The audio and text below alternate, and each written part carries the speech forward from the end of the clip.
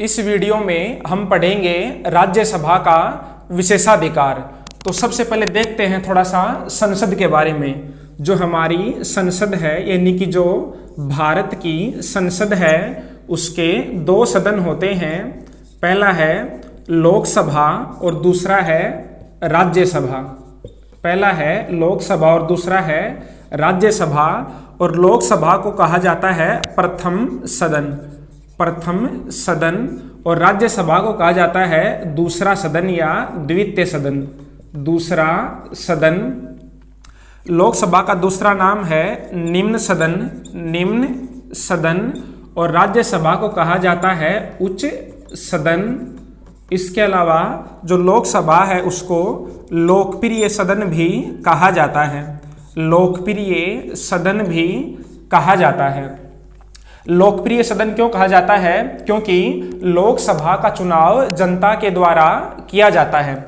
लोकसभा का चुनाव कौन करती है? जनता प्रत्यक्ष रूप से करती है। इसलिए लोकसभा को लोकप्रिय सदन भी कहा जाता है।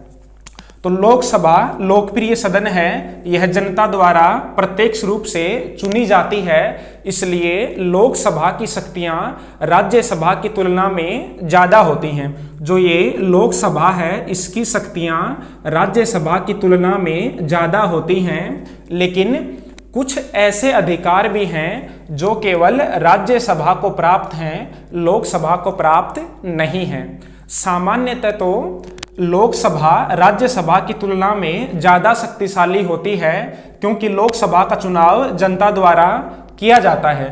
लोकसभा जनता का सदन होता है, इसलिए लोकसभा को राज्यसभा की तुलना में ज़्यादा शक्तियां प्राप्त होती हैं। लेकिन कुछ अधिकार या कुछ विशेष अधिकार ऐसे हैं जो केवल राज्यसभा को प्राप्त हैं, लोकसभा को प्राप्त नहीं हैं। अब देखते हैं कि ऐसे कौन कौन से अधिकार हैं जो केवल राज्यसभा को ही प्राप्त हैं, लोकसभा को प्राप्त नहीं हैं। तो उनको बोलेंगे फिर राज्यसभा के विशेषाधिकार।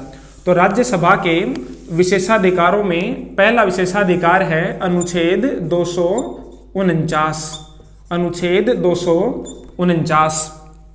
देखो, एक होती है राज्य सूची, राज्य सूची।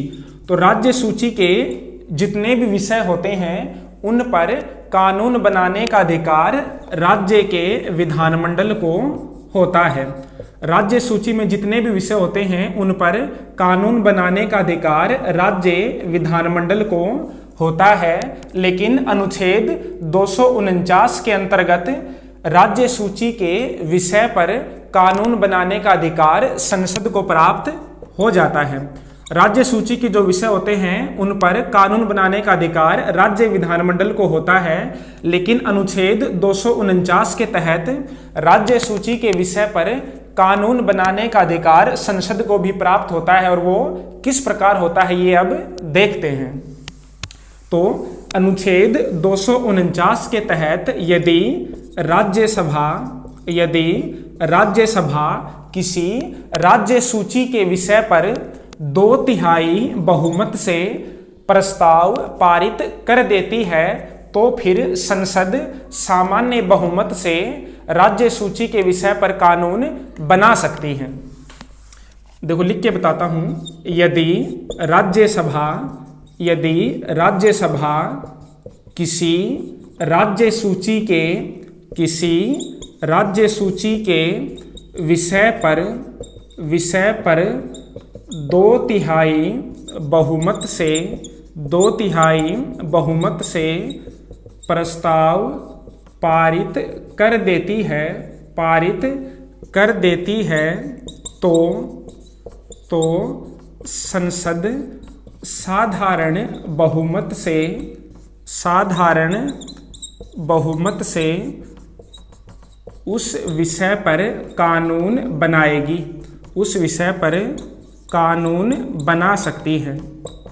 तो ये हो गया अनुच्छेद 249। तो राज्यसभा के राज्य सूची के किसी विषय पर यदि संसद को कानून बनाना है तो सबसे पहले राज्यसभा 2/3 बहुमत से प्रस्ताव पारित करेगी। उसके बाद उस विषय पर संसद साधारण बहुमत से कानून बना सकती है। ये हो गया अनुच्छेद 249। अब दूसरा है अनुच्छेद 312 है। अनुच्छेद 312 में राज्यसभा 2/3 बहुमत से जो अखिल भारतीय सेवाएं होती हैं उनके गठन के लिए प्रस्ताव पारित कर देती है, कर सकती है। अखिल भारतीय सेवाएं, अखिल भारतीय सेवाएं जैसे IAS, IPS और IFS, ये जो 3 प्रकार की सेवाएं हैं इनको अखिल भारतीय सेवाएं बोला जाता है। तो यदि किसी नई अखिल भारतीय सेवा का गठन करना है तो उसका प्रस्ताव सबसे पहले राज्यसभा द्वारा पारित किया जाना आवश्यक है और राज्यसभा अपने 2/3 बहुमत से ऐसा प्रस्ताव पारित करेगी और फिर उसके बाद में संसद साधारण बहुमत से नई अखिल भारतीय सेवा का गठन कर सकती है। यदि किसी नई अखिल भारतीय सेवा का गठन करना है तो राज्यसभा अनुच्छेद 312 के तहत उस सेवा से संबंधित एक प्रस्ताव 2/3 बहुमत से पारित करेगी और ऐसा प्रस्ताव पारित होने के बाद संसद साधारण बहुमत से नई अखिल भारतीय सेवा का गठन कर सकती है। यह हो गया इसका दूसरा विशेषाधिकार। अब तीसरा विशेषाधिकार है अनुच्छेद 67 और ये है उपराष्ट्रपति को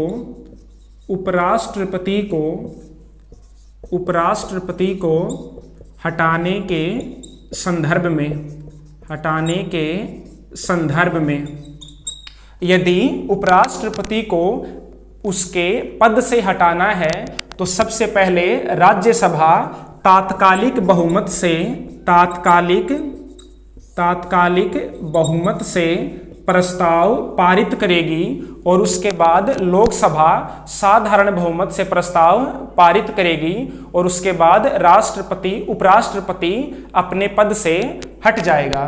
तो अनुच्छेद 67 में क्या है, उपराष्ट्रपति को हटाने के संबंध में प्रावधान है और उपराष्ट्रपति को हटाने की प्रक्रिया का प्रारंभ कौन कर सकता है, केवल राज्यसभा कर सकती है अपने तात्कालिक बहुमत से। यदि उपराष्ट्रपति को हटाने का प्रस्ताव राज्यसभा अपने तात्कालिक बहुमत से पारित कर देती है तो उसके बाद लोकसभा साधारण बहुमत से उस प्रस्ताव को पारित कर सकती है और ऐसा होने पर उपराष्ट्रपति अपने पद से हट जाएगा।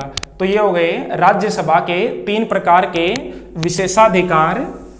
सबसे पहला कौन सा था, अनुच्छेद 249 और 249 में क्या है, राज्य सूची के विषय पर कानून बनाना, राज्य सूची के विषय पर कानून बनाना। और दूसरा क्या था, अनुच्छेद 312 क्या है, नई अखिल भारतीय सेवा का गठन। और तीसरा क्या था, अनुच्छेद 67 क्या है, जो वाइस प्रेसिडेंट है, उपराष्ट्रपति है, उसको पद से हटाना। तो ये हो गए हमारे राज्यसभा के विशेषाधिकार।